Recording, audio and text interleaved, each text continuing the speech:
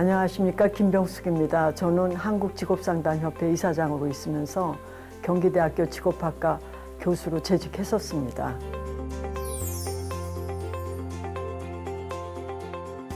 역량이라는 말이 이제 현대에서 자주 쓰이죠. 그전에 능력이라고 했는데 이제는 역량으로 대체됐습니다. 역량이라는 건 무슨 얘기냐면은 어떤 일을 할 때 아주 성과를 많이 내는 사람, 그 사람은 어떤 능력을 갖고 있을까? 그거를 분석해서 그거를 가진 사람을 고성과자로 그거를 기업에서 아주 채용하는 데 1번으로 하죠. 그러니까 이 역량을 어떻게 기르느냐에 따라서 취업과 연결이 가능한 그런 지수가 되고 있습니다. 취업을 앞둔 학생으로서 내가 어떤 걸 준비해야 될까? 하나 예를 들면 이력서를 써야 되는데 나를 어떻게 표현할까? 사방에 나온 거 보면 자기소개서가 아주 천편일률적이에요. 그게 아니라 그 기업에서 요구하는 역량을 써야 되겠죠. 하나 예를 들면 구글이라는 건 자기네는 뭐 인재가 이런 사람이다라고 딱 그 홈페이지에 제시했어요. 그게 뭐냐? 뭐 하나 예를 들면 평생 동안 교육을 받겠다. 그리고 미래적인 그런 시각을 갖고 있다. 그리고 늘 토론하고 남과 잘 지낼 수 있는 뭐 이런 여러 가지를 제시했는데 그게 한 6가지 정도 됩니다. 그러면 나는 그 역량마다 하나씩 어떤 점을 갖고 있다라는 거를 제시한다면은 그러면은 이력서를 선택할 때 인사부장이 그 사람을 더 좋아하겠죠. 왜냐하면 그 회사에서 요구하는 역량을 가졌으니까. 역량이 적더라도 내가 역량이 이거는 적지만 지금 앞으로 어떻게 내가 하겠다라는 계획을 내면 되는 거니까요. 그래서 그걸 기반으로 해서 취업에 도전하면 굉장히 용이합니다.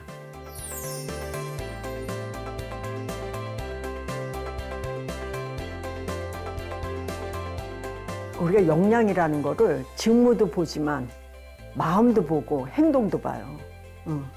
그러니까 그전에는 일만 잘하면 되는 줄 알았어요. 근데 행동과 태도와 심리적인 걸 다 보죠.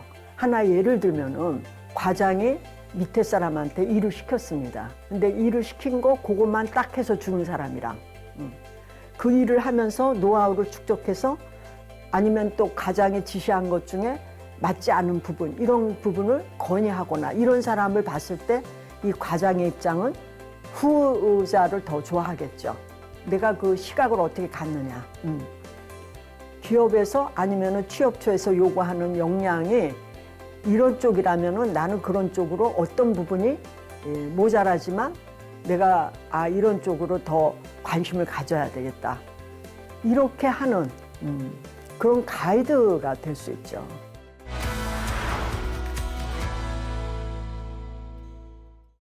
직업 역량 검사에 대해서 말씀드리겠습니다. 직업 역량 검사는 스펜서의 역량 모델 이론을 근거로 제시했습니다. 스펜서는 동기, 특질, 자기 개념, 지식, 기술 등으로 5가지를 제시했습니다. 예를 들면 스킬이라는 거는 치과 의사가 신경을 건드리지 않고 치료하는 능력. 또 지식은 외과 의사가 신경과 근육에 대해서 아는 능력. 그리고 자기 개념은 어떤 확신을 갖고 있는 거. 그 다음에 특질은 이 조종사가 갖고 있는 아주 좋은 시력. 또 동기는 성취 동기를 하고자 하는 그 목표의식이 있는 거. 이런 5가지가 역량을 구성하고 있다고 제시하고 있습니다. 그래서 이들은 역량을 사전을 만들게 됩니다. 하나 예를 들면은 여기 6가지의 사전이 있는데 그중에 개인 효과성 역량군을 보면은 자기 조절 역량, 자기 확신 역량, 유연성 역량, 조직 헌신 역량이 있는데 각각의 역량을 얼마 갖고 있는지를 알아내는 그런 어떤 나무와 같은 그런 조직을 가지고 사전을 만든 겁니다.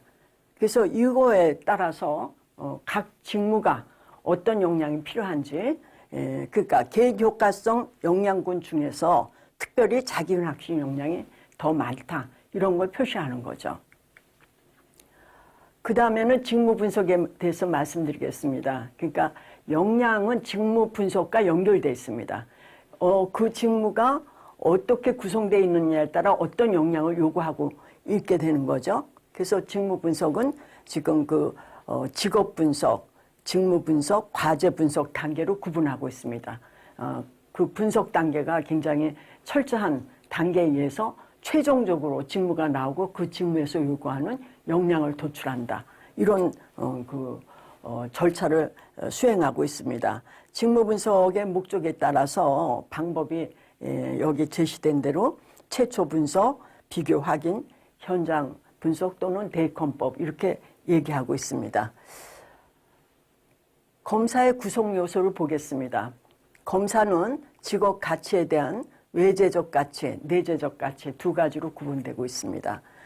진로 유형은 현실형, 탐구형, 예술형, 사회형, 진취형, 관습형, 이렇게 6가지로 되어 있습니다. 그 다음에 직무 역량은 사무, 기술, 정보, 창작, 소통, 관리. 행동 역량은 성취력, 대인 서비스, 주도성, 의사결정, 조직 헌신, 전문성. 심리 역량, 심리 역량은 분석력, 성실성, 자기조절, 유형성, 자기확신, 규범성. 이거를 전부 직무 역량으로 보는데 여기에 더해서 취업 역량을 더 봤습니다. 취업 역량은 준비성, 정보 활용성, 적극성, 인내성, 도전성, 이렇게 구성하였습니다. 검사 실시에 대해서 말씀드리겠습니다. 이 검사는 고등학교와 특성화 고등학교 전 학년을 대상으로 하고 있습니다.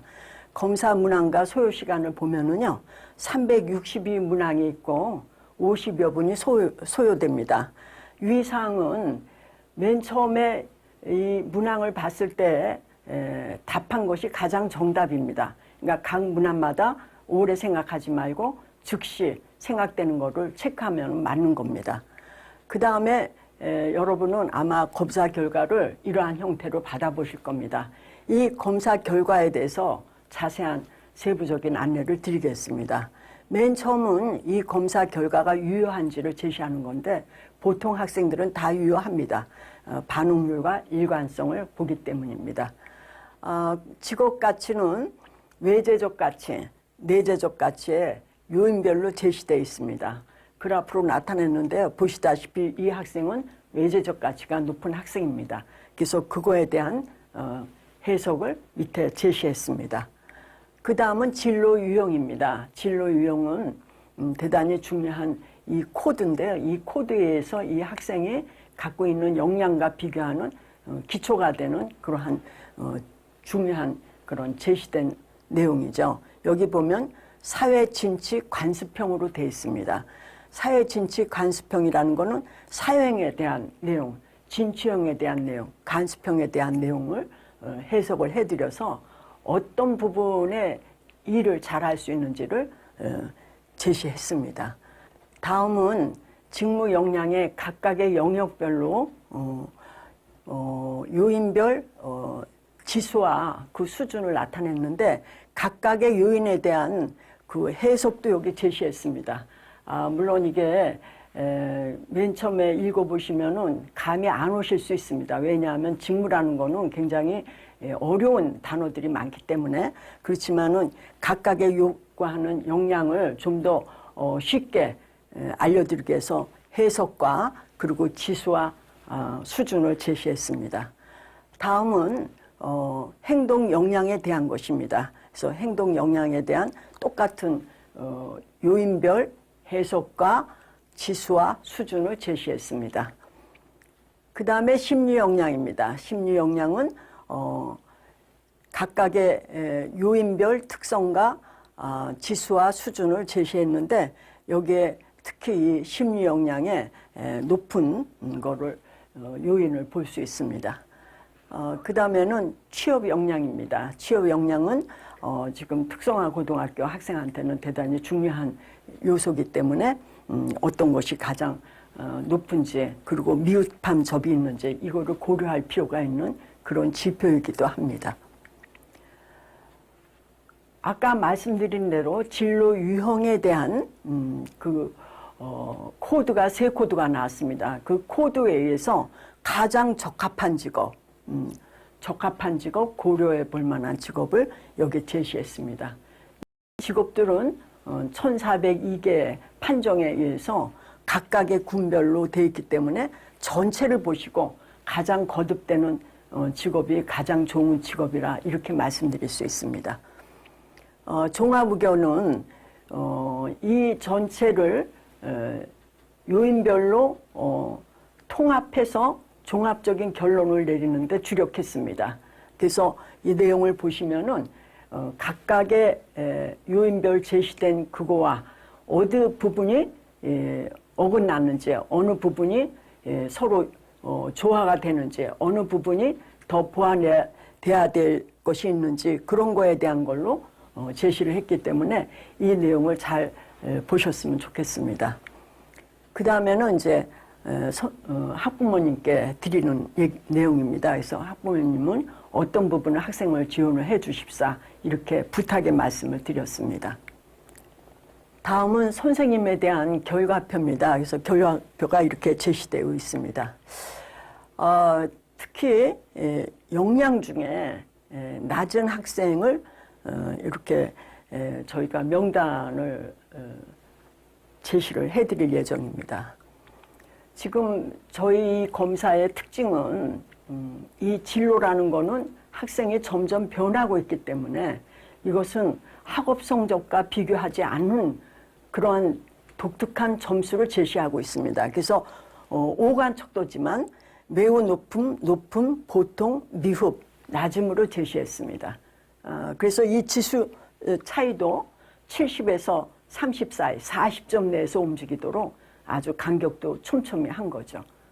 왜냐하면은 학업 성적이 아니라는 걸 다시 한번 말씀드립니다.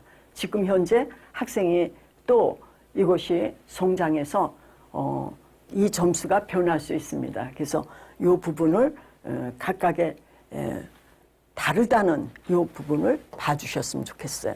저희는 미흡, 낮음으로 표시를 했습니다. 학생들이 이 검사를 받고 스스로 자기의 그 검사 결과에 대해서 좀 학습하는 그런 개인 워크시트지를 제시했습니다. 그래서 각각 쓰고 그 학습 시간에 활용할 수 있도록 이렇게 이난을 마련했습니다.